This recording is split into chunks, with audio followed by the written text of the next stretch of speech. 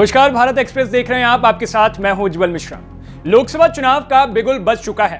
चाय की टपरी हो या फिर पान की दुकान, हर जगह बात सिर्फ चुनावों की हो रही है। नेताओं से ज्यादा चुनाव की बातें जनता कर रही है। कौन जीतेगा, कौन हारेगा, किसने बदला पाला, किस पार्टी ने किया कौन सा चुनावी वादा। नेताओं की ओर से एक दूसरे पर लगाए जा रहे आरोप प्रत्यारोप के बीच आइए जानते हैं चुनाव से जुड़ी 21 मार्च की 10 बड़ी खबरें, जिन पर पूरे दिन देश की रही नजर।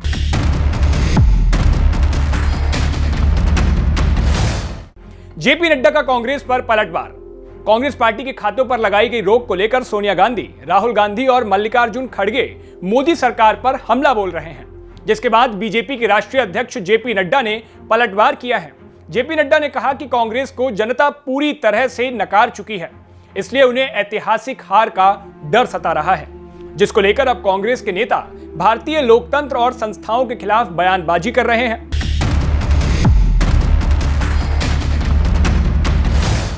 बीजेपी के चुनाव प्रचार और विज्ञापन पर कांग्रेस को आपत्ति। कांग्रेस के एक प्रतिनिधि मंडल ने गुरुवार यानी 21 मार्च को मुख्य निर्वाचन आयुक्त से मुलाकात की और भाजपा के चुनाव प्रचार के विज्ञापन पर आपत्ति जताई। पार्टी ने इसे लेकर आयोग के सामने अपनी शिकायत भी दर्ज कराई। पार्टी नेता सुप्रिया श्रीनेत ने कहा कि हमने बीजेपी के रूस यूक्रेन युद्ध वाले विज्ञापन को लेकर शिकायत दर्ज कराई और जल्द ही विज्ञापन हटाने की मांग की। कांग्रेस ने बीजेपी के 9 विज्ञापनों और पेट्रोल पंपों तथा महानगरों सहित सार्वजनिक स्थानों पर लगे मोदी की गारंटी वाले बैनर के इस्तेमाल पर आपत्ति जताई है।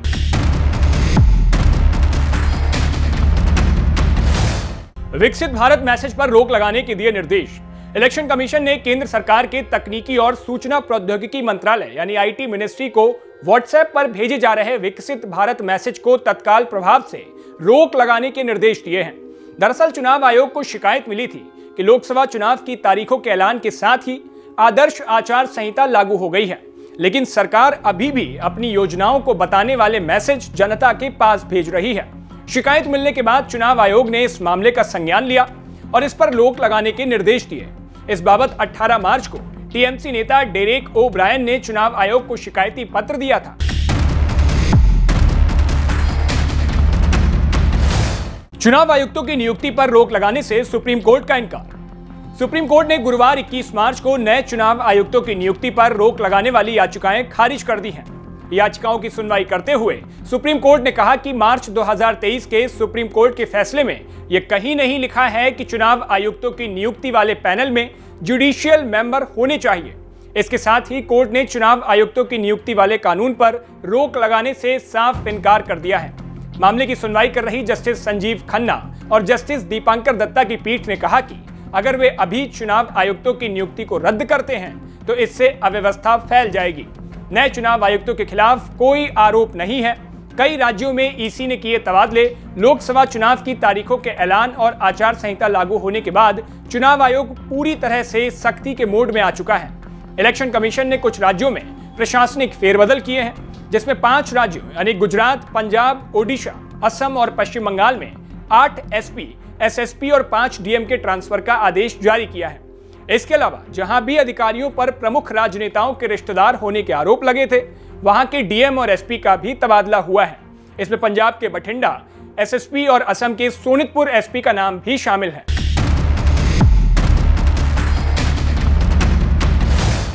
वहीं अगली खबर है कि बीजेपी ने बदले अपने चुनाव प्रभारी। लोकसभा चुनाव 2024 से पहले भाजपा ने राजस्थान, हरियाणा और आंध्र प्रदेश के चुनाव प्रभारी बदल दिए हैं। पार्टी ने हरियाणा में बिप्लब कुमार देव को हटाकर राजस्थान से आने वाले बीजेपी के पूर्व अध्यक्ष सतीश पूनिया को प्रभारी नियुक्त किया है।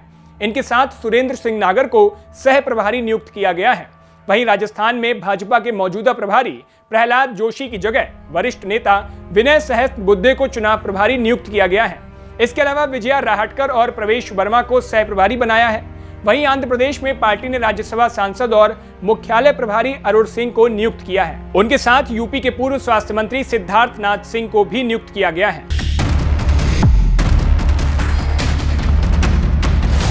बूथ समितियों के सत्यापन में जुटी बीजेपी रियासत और रियासत के लिए मशहूर उत्तर प्रदेश के 80 में से 51 लोकसभा क्षेत्रों को प्रत्याशी घोषित कर भारतीय जनता पार्टी ने संदेश दिया कि चुनावी तैयारियों में वे विरोधियों से मीलों आगे हैं। पिछली सफलताओं से उत्साहित भारतीय जनता पार्टी लोकसभा चुनाव को लेकर बूथ विजय की मंत्र सिद्धि में जुटी हुई है। प्रदेश के 1,62,000 बूथों में से तकरीबन 90% पर भारतीय जनता पार्टी बूथ समितियों का सत्यापन पूरा कर चुकी है। भारतीय जनता पार्टी को प्रधानमंत्री नरेंद्र मोदी के काम और उनके नाम पर भरोसा और राम जी के आशीर्वाद से लोकसभा में चुनावी संग्राम में बेड़ा पार होने की पूरी उम्मीद है।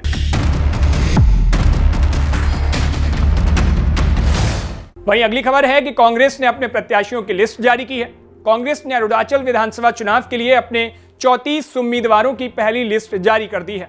कांग्रेस पार्टी ने अपने सोशल मीडिया अकाउंट एक्स पर एक पोस्ट शेयर किया, जिसमें लिखा गया कि कांग्रेस की केंद्रीय चुनाव समिति ने अरुणाचल प्रदेश विधानसभा के आगामी चुनावों के लिए निम्नलिखित उम्मीदवारों का चयन किया है। सभी कांग्रेस उम्मीदवारों को बधाई और शुभकामनाएं। सूची के मुताबिक अरुणाचल प्रदेश महिला कांग्रेस की अध्यक्ष मरीना केंगलांग चांगलांग उत्तर सीट पर चुनाव लड़ेंगी। उनका मुकाबला भाजपा के टेसम पोंगटे से होगा, जो इस निर्वाचन क्षेत्र में मौजूदा विधायक भी हैं।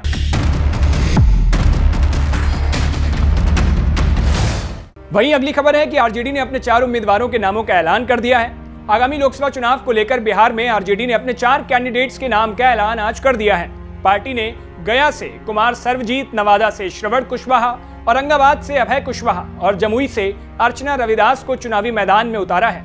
इस बारे में जब कांग्रेस से पूछा गया तो प्रदेश कांग्रेस इकाई के अध्यक्ष अखिलेश प्रसाद सिंह ने कहा कि उन्हें इस बारे में कोई जानकारी नहीं है। लालू प्रसाद यादव से बात हुई है, जल्द ही उम्मीदवारों के उतारने पर चर्चा की गई है।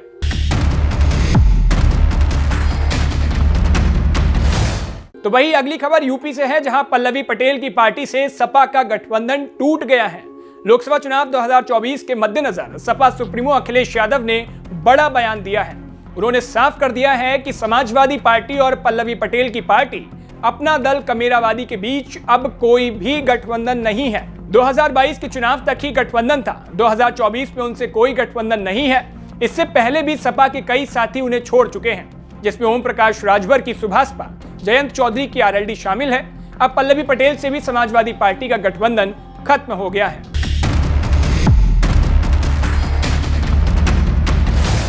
तो आज की चुनावी सुर्खियों में बस इतना ही। देश और दुनिया की तमाम खबरों के लिए जुड़े रहिए भारत एक्सप्रेस के साथ। शुक्रिया।